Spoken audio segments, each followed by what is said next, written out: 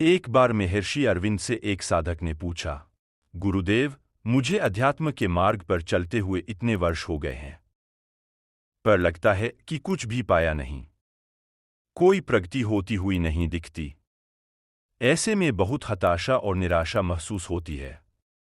क्या करूं? महर्षि अरविंद बोले, पहली बात, हताश और निराश होने से तो कोई लाभ होगा ही नहीं। हमें आशा का दामन कभी छोड़ना ही नहीं है। दूसरी बात, आप अभी इतने सक्षम नहीं हुए कि इस मार्ग पर अपनी प्रगति का आकलन कर सको या अनुमान लगा सको कि आप कितना आगे बढ़ चुके हैं। क्योंकि आंतरिक सफलता बाहरी सफलताओं की तरह दृष्टिगोचर नहीं होती। यह कुछ घंटों, कुछ दिनों, कुछ महीनों, कुछ सालों का मार्ग नहीं है।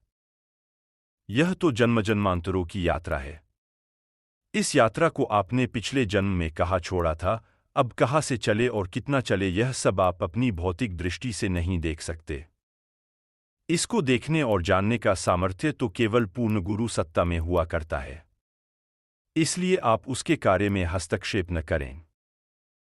अगर कभी मन में यह प्रश्न उठे कि जब इस मार्ग पर हुई प्रगति का पता ही नहीं चल रहा, तो इस पर चलने के लिए प्रेरणा कैसे मिलेगी?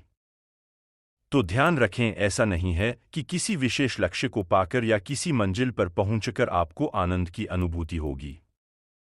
इस अध्यात्म मार्ग पर तो हर पग पर आनंद की अनुभूति है। आप चल रहे हैं, यही आपका पुरस्कार है, परम फल है। तो बिना यह सोचे विचारे कि कितना चल लिए, कितना रह गया, आप चलते रहो। प्रगति का आकलन किए बिना चलने का ही आनंद लेना है।